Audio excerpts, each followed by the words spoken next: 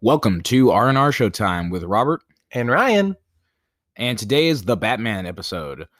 We will be talking about The Batman, the movie that just released recently with what's Robert his face? Pattinson. Yeah, Robert Pattinson. Pattinson. Robert Pattinson. And at the end, if the show's not running too long, we will do a top 10 Batman films. If it does run long, then we'll make it a separate episode. Go ahead and listen to that one too. And the Batman will be included in our ranked list. And we'll give more details on that when we get to it. But for now, let's start talking about this movie. It's called The Batman. The Batman, as opposed to Batman? Or Batman the movie. We have to distinguish them somehow. Yeah. So this movie technically releases today. However, we got to see it early at a early fan screening event where they had to shut the theater down early. Yeah, kind of forgot about the fact that a gunman killed a bunch of people at the screening of a Batman movie. The Dark Knight Rises, yeah. I went to a midnight screening of that movie. Yeah, but I was not in that location. Yeah. So jumping right into it, Ryan, what is your, just based off of us having just seen the movie, what is your letter grade? My letter grade? So my immediate reaction letter grade would have been probably slightly higher. And I may actually adjust it back up. But I'm just trying to be like avoid some level of recency bias on this. But I'm going to say A-, maybe just straight A. Right now? Yeah. Okay. Wow. Yeah. Well, I think immediately walking out of the theater, I was wanting to be more critical, but as I come up to this point, I would agree with A-. Yeah. And I'm not totally surprised at that. And I do have a few criticisms. Yes. But this movie really hit some marks for me. And I think it worked really well with many of the things that it did. The one thing that I've tried to avoid coloring people's expectations of the movie by saying it's really good, because I do think it's really good. And I just try to keep telling people that it's a 3-hour movie, but it's worth the watch. Mm-hmm. And elaborate on that. It was 3 hours where the entire time, basically until the end, I was not like, I was like, give me more. I want more of this. I don't want this to end. I was engrossed. I was entertained. There's maybe one part where I was like, this is dragging on a little. And then it paid off even at the part where I was like, this is not necessary. So. Yeah. So interestingly enough, a 3-hour movie, right? Like I am actually prone, if it's, a certain type of movie, to be excited about that, right? I'm like, oh, good. Give me more movie, right? Give, in some senses, give the movie enough time to tell the story it wants to. I mean, there's so many times when you hear about deleted scenes in certain movies, especially superhero movies, that might have added something more to the movie that they decided to cut to save time. And the idea, I mean, I'm sure maybe there was stuff cut from this, there had to be, but the idea that they took full 3 hours to tell the story they wanted to tell. And honestly, I think it worked. I'm like, yeah, good. I don't know how you could have done if they had cut parts of this story out, it might have seemed less full or complete. Yeah. So I think either they needed all this runtime, or, I mean, it just works. So 3 hours was fine with me. And I mean, again, I'm actually fine with watching a 3-hour movie. So do we want to try to avoid spoilers at first, and then once we get to a certain point, spoilers free? I think I don't want to go over the plot of the movie too detailed, but we do have to talk about those things. So there are going to be some spoilers. Be aware, but I will try to avoid giving away too many things. Well, let's try to avoid spoilers at first, so that people who haven't watched it can listen to a point. And then if we need to get to spoilers, we just say, all right, spoilers from here on. Yeah. Okay. So let me start with one thing that I think was a huge win with this movie. Soundtrack. Oh yeah. The sound, and I like the usage of that Nirvana song in particular. Mm-hmm. I believe it's in at least one of the trailers. So I when it started playing, I was like, oh yeah, I recognize this from the trailer. I just think it's a very good way at setting a mood. Yeah, this movie has multiple scores and uses of songs that truly set the moods, including the Nirvana song. They also at certain points are playing Ave Maria, Yes. Oh, which yeah. set this kind of like eerie sort of tone, and this beat that they have, the score to some of the most high action or most like tense moments that is kind of like defines the movie a little bit. It's just I can't really remember it right now. And the way that the Ave Maria like pays off towards the end, Mhm. like again, not wanting to give that away quite yet, but it there's just a scene where it's used at the end, and I'm like, oh, this makes it's just really satisfying usage of the music and the sound. Yeah, so the music throughout this truly like sets the mood as you're watching it, and really elevates what you're seeing on screen. And that was one thing I couldn't, every time I kept watching it, I was like, man, the score is great right now. I kept thinking of it. And I don't know. I just wanted to point out that that's one huge win for me. Yeah, I very much agree. Another thing to just sort of like say great things about is I don't think there's a single like poor acting performance in this film, especially of like the like primary cast, the like named people. Everyone is doing like a job, such a good job that like even though there's a lot of recognizable faces in this movie, but I'm not sitting there thinking about, oh, it's this person, oh, they're doing a good job at this. Like Robert Pattinson, like most of that movie, I was not thinking about the fact that this is freaking Edward in a cowl. I was like, this is Batman. Yeah. I think he really embodies Batman very well. I don't know if there's a third iteration of Catwoman in movies, in Batman movies, but this would be the fourth cinematic iteration. Michelle Pfeiffer, Halle Berry, what's her name? Okay, because I almost didn't think Princess Diaries. What's her name? Anne Hathaway. Yeah. Anne Hathaway. Okay, of course. Yeah, she's in Dark Knight Rises. Zoe Kravitz as Catwoman. This is my favorite Catwoman I've ever seen. So, do you recall the Michelle Pfeiffer one very well? I do. I do remember that one. I remember it not liking it very much. Basically, like thinking it was like kind of meh, like whatever. That's an interesting take because she is seen as one of the better like performances in superhero movies, and that's not really necessarily commentary on her and her acting, but it's more like how I received it when I watched that movie. I just find Zoe Kravitz's performance to be very like realistic and endearing here. Yeah, like this is something you can connect with. This feels like the most grounded, like believable Catwoman. Yeah, definitely. Like she's not like resurrected by the spirits of cats in an alley. Yeah, like that is one thing that I will give a lot of credit to. And she has more personality than like the Anne Hathaway, which I don't blame that on Anne Hathaway. But yeah, Zoe Kravitz is just I think she's really good. Andy Serkis as Alfred. He's not in it a ton, but when he is in it, he's like acting with a capital A. Yes, I mean he does a good job, but here I want to say this, leading me into maybe a criticism I have for the film, is that our father saw it with us, and he made this comment of maybe something he saw online or whatever, but he said people have said that it's a really good Batman, but not a very good Bruce Wayne, and I would actually tend to agree.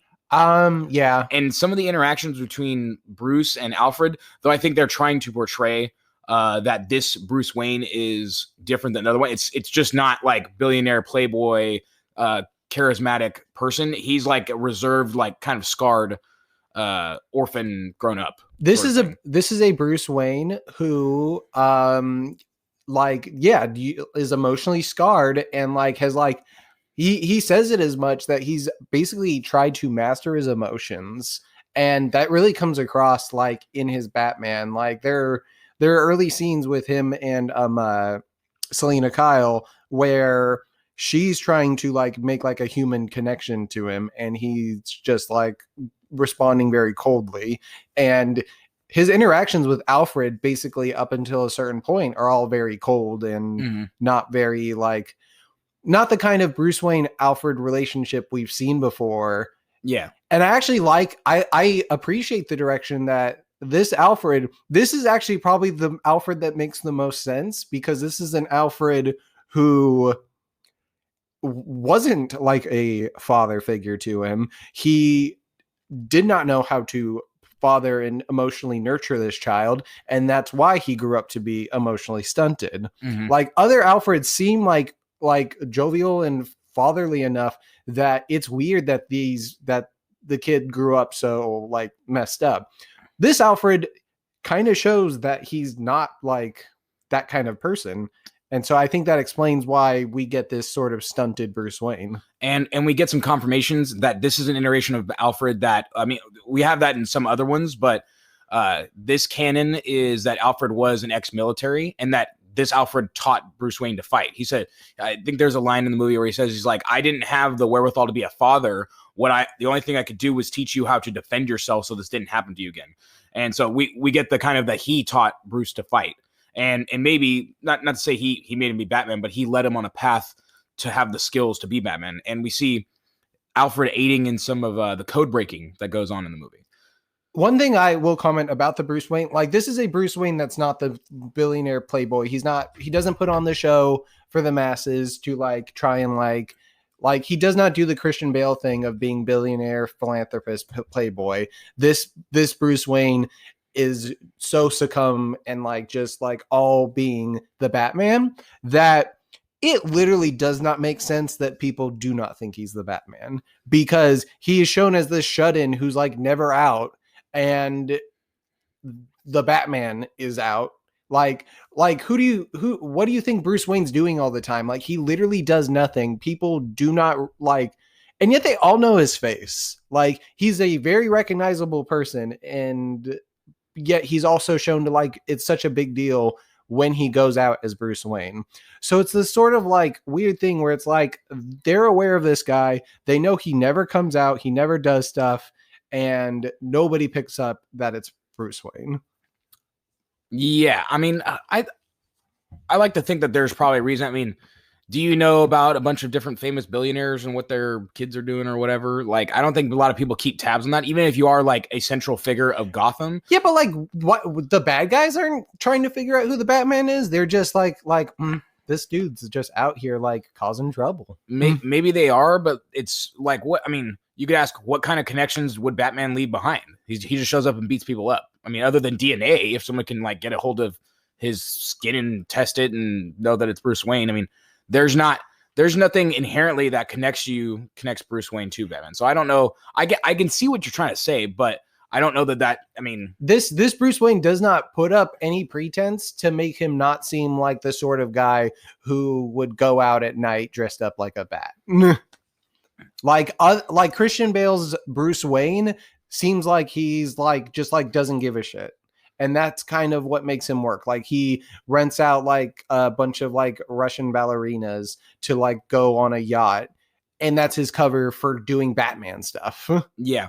I mean, I would say maybe the fact that he seems so distant and stuff is like, why would he care? Why would he be Batman and go out and hunt criminals? Yeah. And I think that's kind of their idea of how to make it work. But that's my biggest issue with his Bruce Wayne.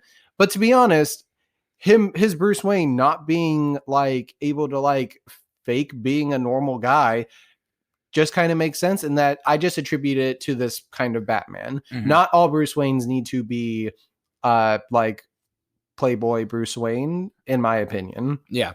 And then so kind of more still on characters and acting, our ensemble of villains. So we have a Penguin, Riddler, and Carmine Falcone, who's not like, some big special name villain, but he is the mobster head in many Batman iterations. So of the three, I think I appreciate John Turturro as Carmine Falcone.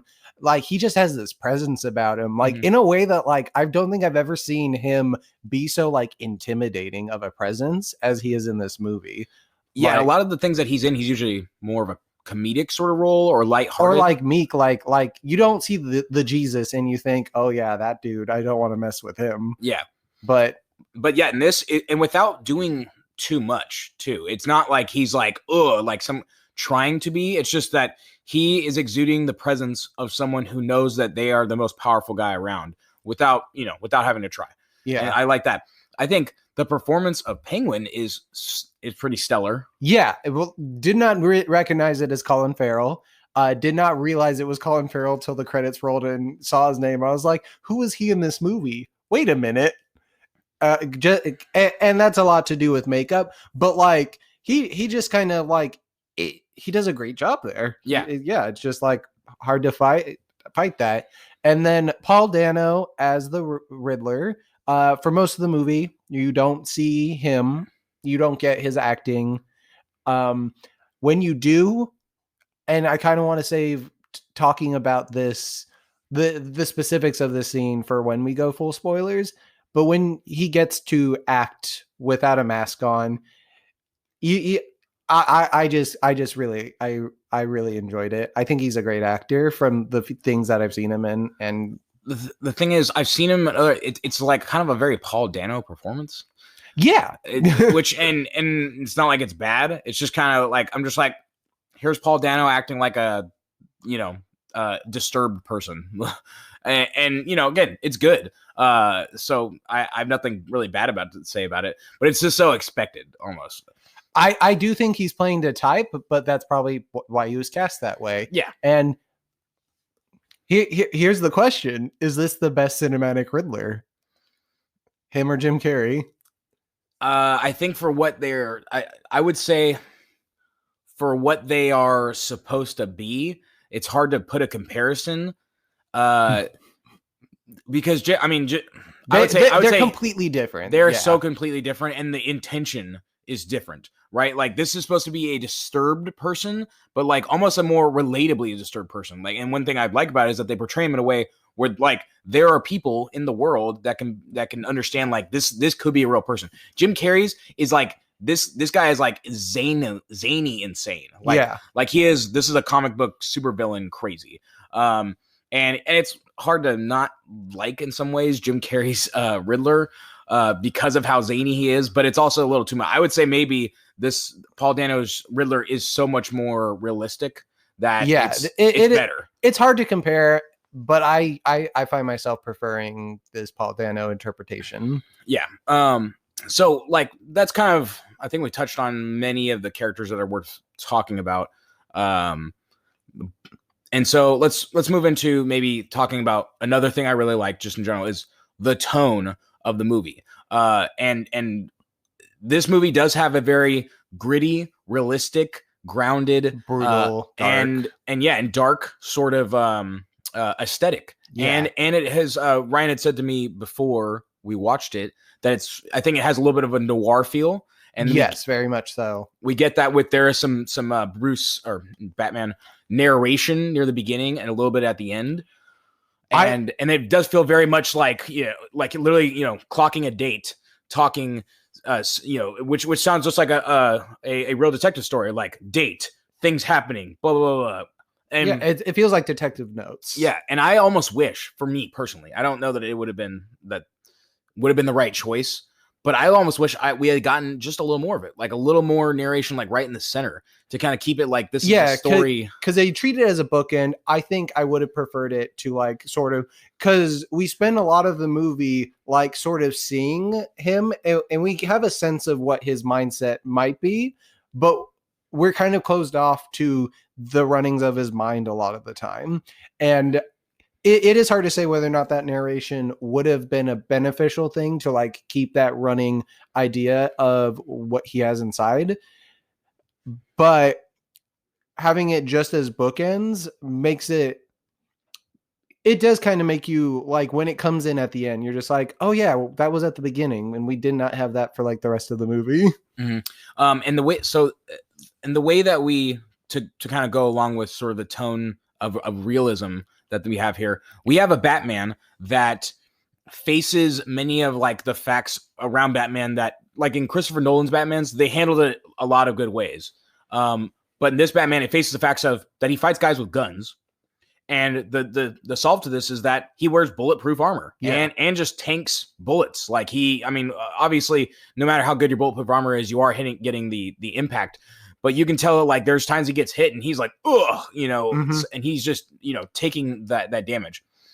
Something I wanted to know, I'm sorry for cutting you off, but I did want to, because you mentioned the beginning and the darkness of the movie. One thing about this movie is that it begins very dark. Like, a lot of the shots, like, it begins at night and we're seeing a lot of shots like in the dark, and we're seeing a lot of like things with just like black voids on the screen, but with, again, that music playing that sort of like keys you in, and this narration that just like makes you like anticipate something coming from the dark. And we see this many times in the movie, Batman in particular, coming in from these shadows, and every time it's effective, and you're just like, oh, he just has his presence to him coming in from the dark. Yep. And I like how, and this isn't really much of a spoiler, but towards the end of the movie, we also get a literally, what we see is like through the movie, I think it lightens. We get a lot of like lightning through it. And at the end of the movie, we do get like a dawn scene, right? Symbolic of a new beginning, coming out into the light, sort of. And I just like the use of that tone, that theme of darkness throughout the movie. I would have liked more narration. That would have been cool. Yeah. It would have been more noir feel, but the general tone is just so good for me. That actual noir. One thing, this being somewhat noir, having that feel, this is the movie that truly, for the first time, I think this gives Batman the best iteration of the world's greatest detective. Yes. Of any. And there is a joke in the movie where somebody literally says it to him. Somebody says, they say the world's greatest detective. And I love it. What we see is him like literally looking at crime scenes and noticing things and picking up on stuff, and through what the Riddler is kind of throwing at him, doing code breaking and figuring things out and following clues and going across and investigating. And I'm like, this is in Detective Batman. Like we have never really seen before. Most of the time it's show up to where villain is and like fight villain.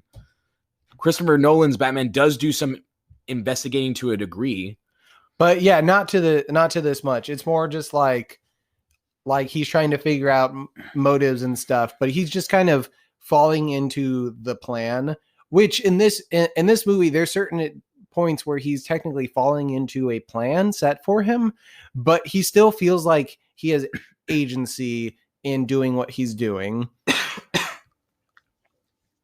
Like in the Dark Knight, you could argue that Batman at certain points is not acting in agency because the Joker kind of pulls a lot of strings, whereas this Batman feels like he is making choices more often, which is like to not to say that the Dark Knight is bad, but so I mean, just the whole tone of this film really works all the way throughout.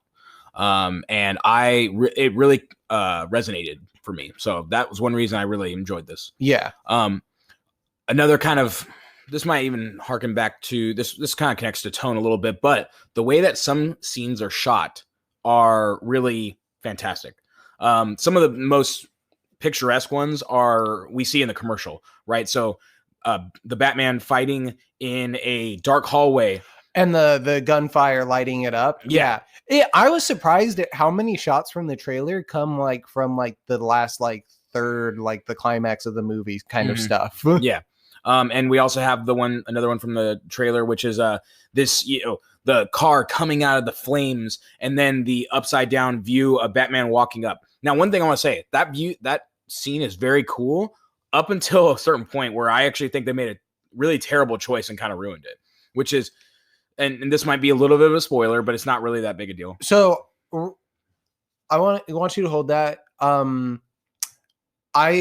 Because I think we're about ready to go into spoilers, and I have thoughts on that scene as well. So I just want to sort of touch on one thing before we just go give full spoilers and this touches in on the tone. Superhero movies, Batman movies included, they like, even when they take the sort of dark, gritty route, they tend to try and put in like comedy and levity to sort of like give you a breath of fresh air a little. This movie, I don't recall having any intentional comedy in it.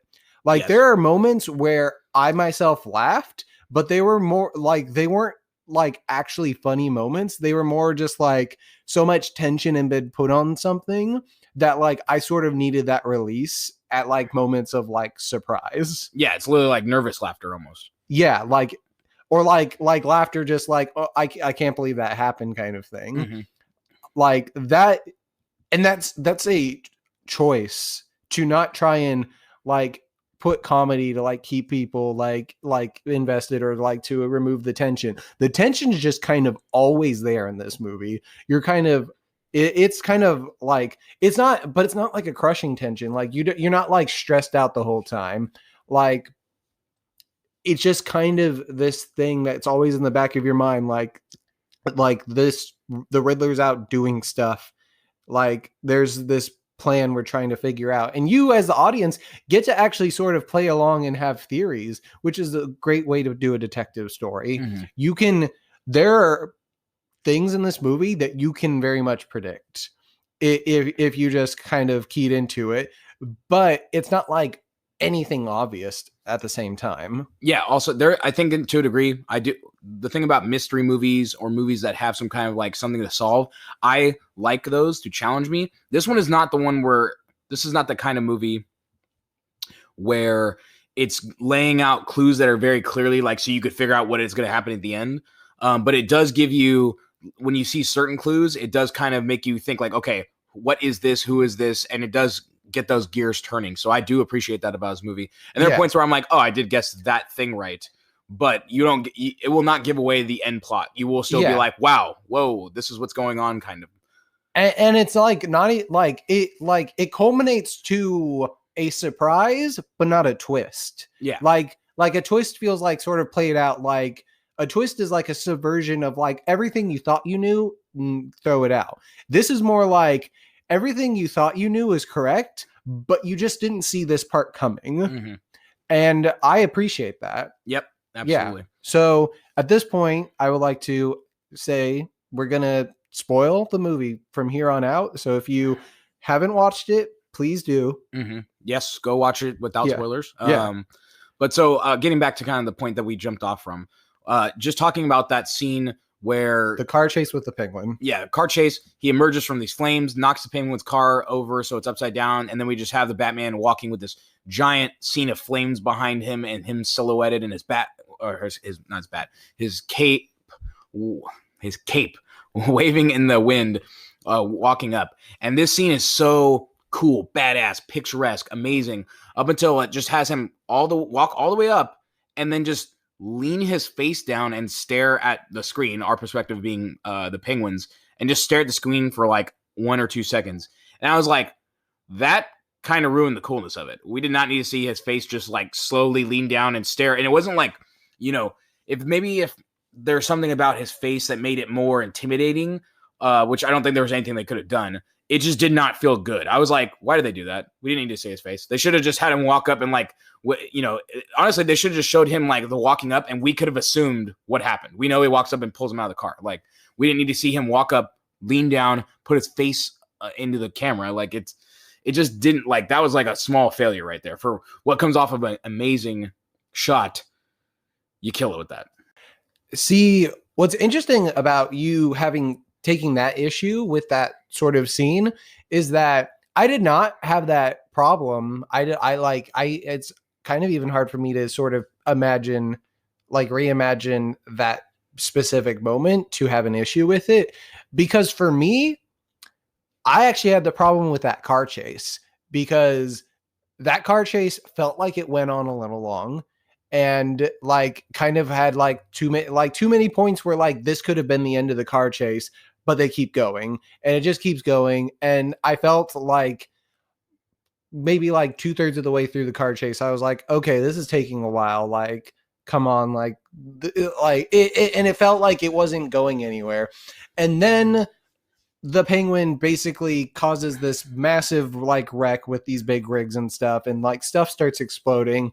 And then I remember the trailer, and then I see him like like turn on his like engine and like a ramp forms and we get him jumping all the wreckage and coming through the flames. And despite me starting to get tired of the car chase, that kind of saved that whole scene for me because it works so much better than I thought it would watching the trailers. Like watching the trailers, I was like, oh, it's flying through fire. Cool. Oh, I wonder, like, yeah, it looks like the city's on fire or something.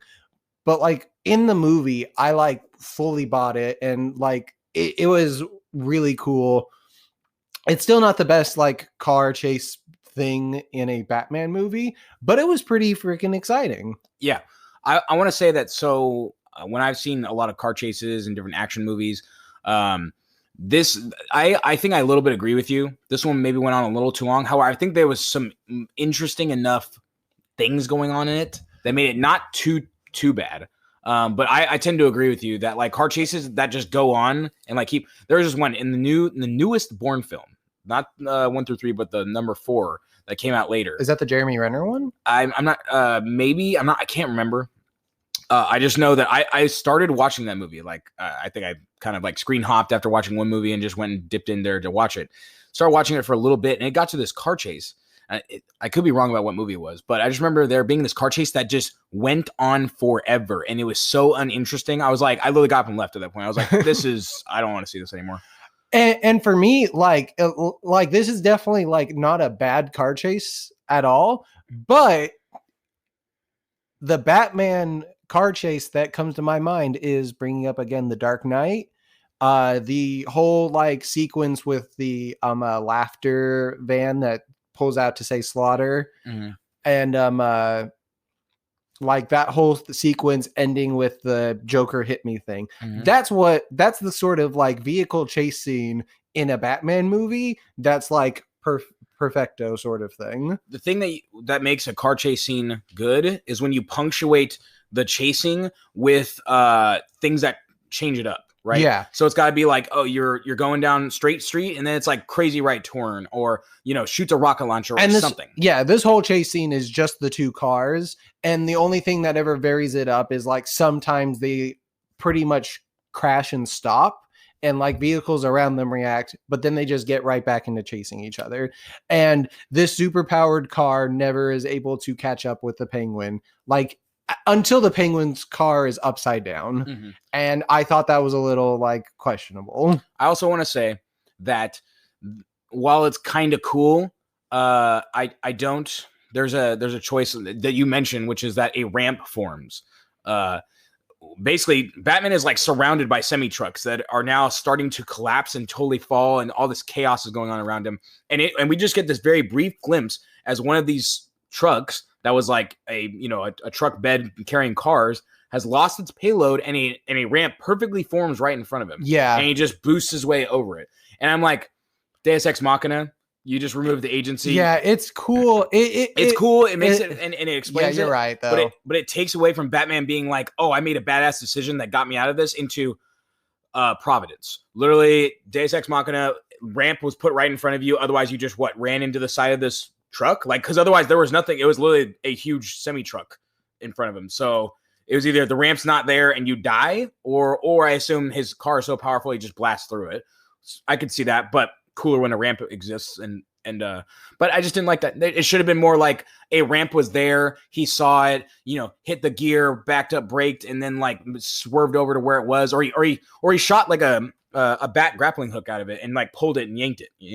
Make it a little more Batman did this, and that's how he got over the ramp, and not it appeared magically right in front of him. Yeah, so that was a poor, like, for what ended up being pretty cool shot and scene. There's a couple just little criticisms and comments there. Could have been better. Yeah, like the car chase is probably one, in my opinion, the chase up until he jumps over the fire is what probably close to the weakest part of the movie. I'd say the weakest part of the movie is how it ends and how it keeps ending. And it ends another time, and then it gives another ending. Yeah, it does have a kind of run-on end that's interesting. Because it's trying to pay off like how like it's trying to pay off a lot of things. Like Batman is changed his like mind, and now he's gonna say like he's gonna be more in the light, and he's saving the people, the refugees, like on top of the dome. Like we get that. That would have been a good ending. We get the Riddler in Arkham talking to the Joker. That could have been a good ending. We get him and Catwoman like sort of having their like sort of goodbye to each other, and that could have been an ending. And then we get him like biking off, and then that's the ending. Yeah, we get multiple endings. Yeah. And so in a way, it's... And yet, I don't think we got closure to Alfred. We don't really. I guess the closure of him is that, again, we're already in the spoilers territory here, but I think the closure for what we see with Alfred is that, you know, Bruce learns to, I don't know, like be more empathetic, or he expresses that, hey, Alfred, I know I don't treat you very well and take you for granted maybe, but you are one of the most important things to me. You're the only thing I'm afraid of.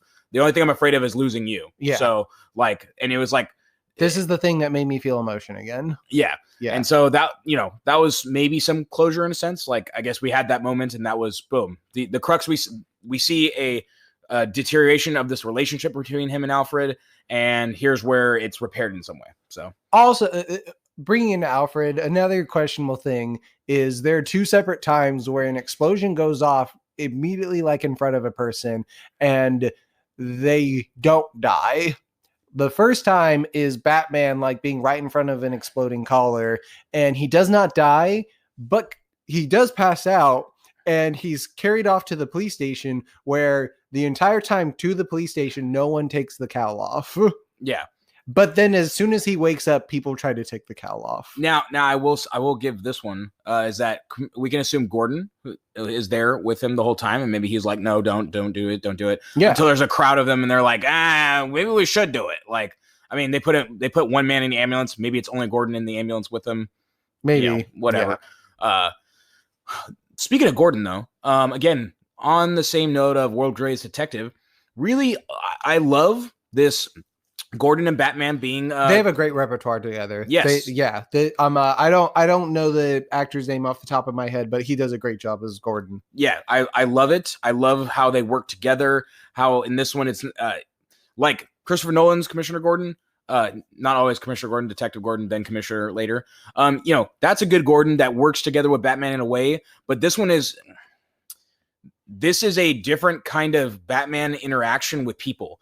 Our Batman in many other movies is either he never interacts with people, like it's always like, you know, I get away before people are there, or his interaction is very limited. Like in Christopher Nolan movies, Batman interacts with Gordon, but like, you know, it's still like there's like a barrier between them. They work together. It feels a lot more professional, where I feel like at least this Gordon intends to be a little more like amiable with Batman. Like this Commissioner Gordon or Lieutenant Gordon, I believe he ends the movie as commissioner. I don't know if it's explicitly said, but I don't know that it was. I don't think it was said or mentioned at all. I think he's just Detective Gordon, like almost the whole movie. However, we know that a commissioner is killed. During the movie. Yeah. So a position opened up, I guess, maybe. And you know, the last thing I think we see is that and Batman we see says, who the mayor is. So the mayor, like we see, like is allied with Gordon toward the end of the movie. Yeah, so. he does, again, spoiler, saves her life at the end. Like he pulls her after she gets shot, like pulls her into safety. So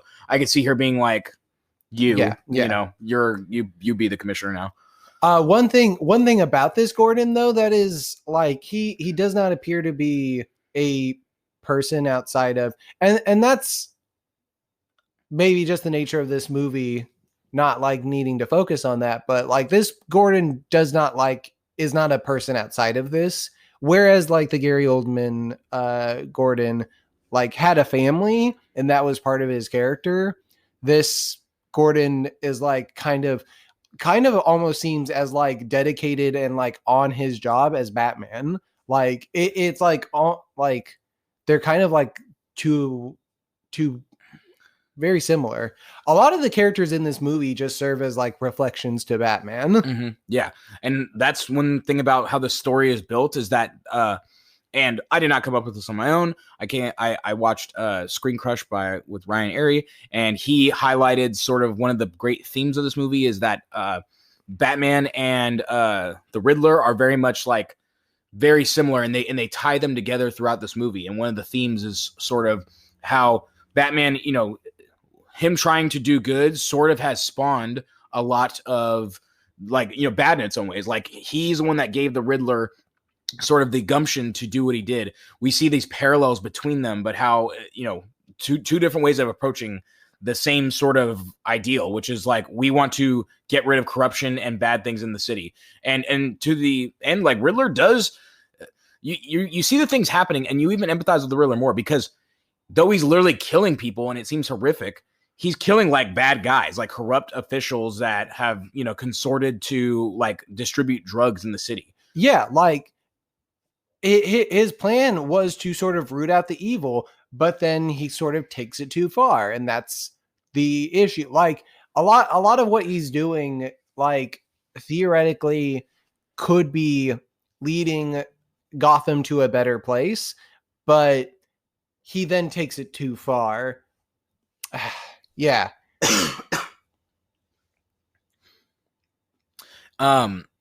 And yeah, so but I like the parallels that are drawn there. I would definitely check out Screen Crush's sort of talk about the Batman. Screen Crush's great. I want to give them total props. I like to watch them for their Easter eggs every time. So something about so now that we're in the spoiler talk, let's discuss the Riddler. Let's discuss when we get to see Paul Dano in Arkham, sort of like having this revelatory conversation with the Batman. And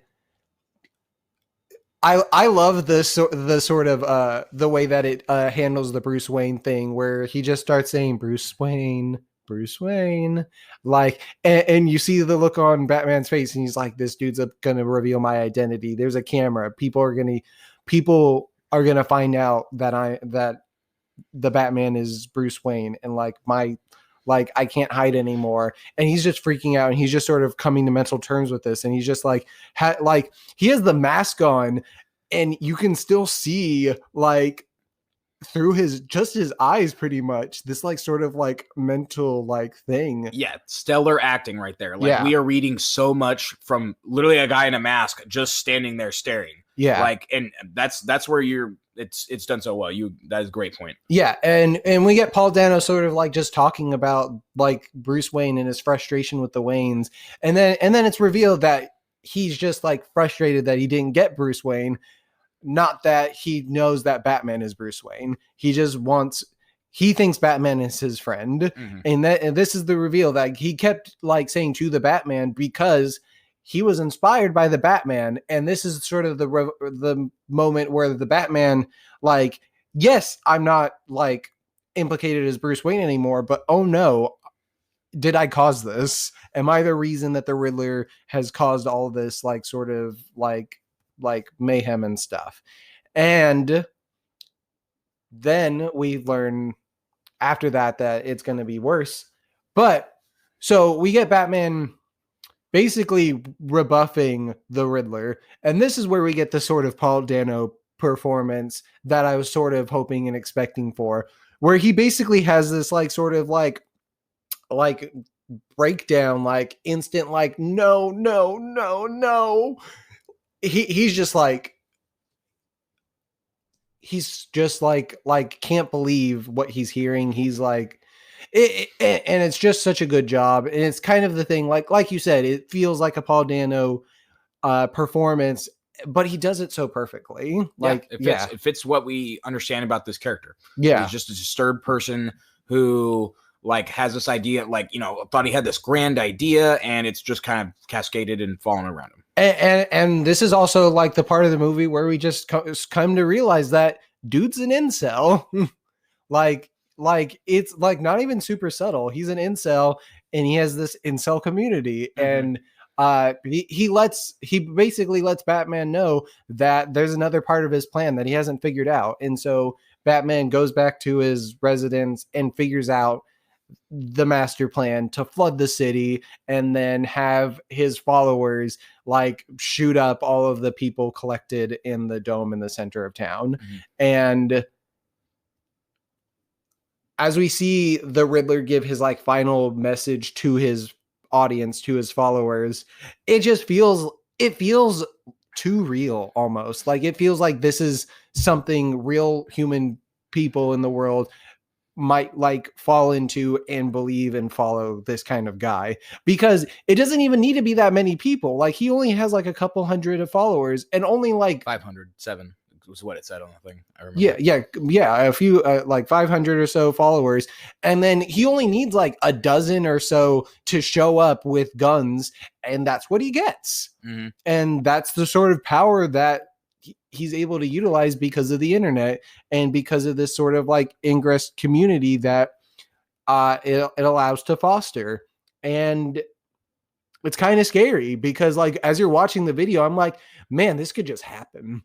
Yeah, exactly. This movie is so grounded in like it's so very real. It's one of the most real Batmans. Like the fact that Bruce Wayne is a billionaire, that he's rich. The Batman we seen here really is the most like it's not like he's a billionaire so he has access to all these crazy gadgets and stuff. It's like he has a really badass grappling hook. He has really good armor. He has one batarang. He's the most like I could be this Batman. You know, I could save up my money and get badass armor and create my own like little Batman suit and get a really good grappling hook that I can attach. He doesn't have all these like weird super sciencey things. His car is just like a souped up, bulletproofed, huge like jet engine type car. Yeah, it's not like the one technology he does have that is kind of like comes early in the movie and it's kind of just like mind-blowingly cool is the video contacts. Yeah, he does have a video eye lens contact, which is not even that's now this is like he's a billionaire and he can access greater technologies, but those things do exist. Those are actually real now. I don't know if they're that good, but they do have eyeglass, video camera contact lenses. Yeah. But like the way it's utilized in the movie, I think is very effective. And so all of that like really lends to it being like this is real. Like this could be very much a real story. This isn't totally fantastical. And that is the thing. Batman feels realistic, but the Riddler feels like of any like Batman villain, this is a person who could actually, this could be done. A person could do this. Because what does he do? He takes pictures and he like breaks into people's houses and kills them. Yeah. Like he doesn't even like always do it in like the most clean manner. Like the first kill we see him do, he just sort of like he makes a noise before he gets the guy. Like he's just like, and like knocks the mayor out. Mm-hmm. And like it really kind of crystallizes at the end that this is just a normal guy. Like a lot of what he does is just takes pictures of people. Yep. And I mean, yeah, it's just, I think it's just really well done. All these things, they really add together to create a story that you can connect with, that's believable. And that really adds something to this, to what this iteration of the Batman is. And it does weave in like a lot of threads too, because like we're not even touching on the whole Carmine Falcone like being there's this like 2 to 3 sort of storylines going on. One is figuring out what happened with the rat and the Carmine Falcone bust and the bust within like the mafia that sort of set up the power structure that exists in Gotham after the death of Thomas Wayne. And that's its own story. And then we also have the Riddler story. And then we also have the Selena Kyle situation where at first it's just she lost her presumably girlfriend, person she's living with, that she keeps calling baby. So probably her girlfriend. And at first her mission is to just find her and hope that she's still alive. And then she's also this whole time sort of been working to try and steal money from Carmine Falcone because he owes her, because she reveals that it's her father, which like feels like it's just sort of like a shoehorned in thing, but it kind of makes sense. And it adds to like the sort of tension towards the end where Batman has to stop her from killing Falcone, only for Falcone to end up dying anyways. But because of the way that they saved Falcone, that's the reason that they were able to catch the Riddler. Because if if Catwoman had killed Falcone in his place, he wouldn't have been brought to the light, and he would not have been revealed from his like sniper location, and he wouldn't have been caught at that diner scene. Which again, I touched on how like a lot of the scenes in the trailer I didn't expect to be so late into the movie. The diner scene, which is like the sort of catalyst of like the trailer, is like right before like the last, like it's like part of the climax of the movie. I just agree with you. All these things are good scenes. Yeah. I mean, Yeah. it's like I don't know what to say off of that, but I mean, yeah, everything you're saying is valid and good, and I agree. It just it this all just adds to what we said before, which is that this is a good like noir detective story that adds enough for you to like sit there and ponder and also be wrapped with attention. I just think, yeah, a 3-hour movie where the whole time I was sort of gripped and interested. That's not a common thing to just be like so engrossed in such a long movie for that long and just sort of be happy with it. And yeah, I'm happy with this movie. I agree. Yeah. I want to touch on a couple like just small random things before, because I don't know I think we've covered many of the major topics to talk about. There's a lot to talk about in 3 hours of movie. Yeah. A shot that I really liked, the fight inside the club scene. There's this cool like lots of flashing lights going on, and it's again akin to this the machine gun scene where it's like flashing lights illuminating in the darkness fighting kind of thing. An Easter egg that I picked up on that I haven't watched like a ton of other Easter egg shows. But, you did tell me about this one. But I think is an Easter egg, and I'm pretty is that Batman at one point needs more strength, so he pulls out a syringe with some kind of green like bulb on it, and so like a green liquid, and he injects himself in an injection spot that's built into his suit. And like watching it, I'm like, oh, it's adrenaline. Which easy assumption that it's adrenaline or amphetamine or something like that, right? But I'm like, in Gotham, in the Batman universe, like a green liquid that gives a person, strength and whatever ability is venom. So I was like, that's got to be. I'm sure that's venom of some sort, right? Which to those unfamiliar, venom is the liquid that Bane uses to sort of like get swole. Yeah. Not used in the Dark Knight Rises version of Bane, but if you've seen the Batman and Robin luchador, like he's getting pumped up with this venom. Yeah. So that's I think that's probably a nod to that. At the very least, it's a nod to it. If not, it literally it in the movie. And are there any like scenes or anything you want to comment on maybe before we move on? Like those are just ones that I have in my head. So I did mention like in the ending that we got the Joker tease. There's a Joker tease for this next movie. And so I did not see the Batman Begins prior to the Dark Knight. Like I did not get to have that Joker tease at the end of that movie, but I can imagine getting to the end of that movie, seeing the Joker and being like, ooh, yeah, we're going to see the Joker. But like at the same time feeling like, oh, we're going to see the Joker. Let's see how this turns out. And so I'm stuck in this feeling of like, I'm excited to see the Joker because he's always a good character. The Joker movie was good. Batman, the first Jack Nicholson Joker did a good job. And of course, Heath Ledger. Like, it's a character that really does kind of like lend itself to be entertaining and engaging. And like him teaming up with the Riddler also sounds like a cool thing. Like we've never seen the Joker and the Riddler in a movie together before. So the way that their minds could work together is interesting and promising. Also, a lot of the time in Batman movies, the villain dies at the end, or like if they do show up again, it's in small parts. Like you get the Scarecrow in the other Batman movies, but he never is playing a actual role. So the concept that Riddler comes back is also kind of fascinating. Mm-hmm. But I'm also sort of apprehensive because I'm like, this was such a complete movie that they did not need to sequel bait, and it felt kind of weird. Mm-hmm. Yeah, I had this thought too with kind of that like, ooh, could be a thing here. It'll be very difficult. I would love to see them do a good sequel, but it's going to be hard. I agree. This movie is such a good like standalone in its way that like trying to sequel from this, I think they could flop it. And I don't want to really see that. So yeah, it's like if at the end of the Joker or Joker, I think that one didn't have a the. If they set that up for a sequel, that would have felt weird. I wouldn't have wanted a sequel to that movie. Yeah. But in some ways, it's like I want to see more of this Batman. It's such a good Batman. Yeah. But I don't want to. I don't want them to force a sequel.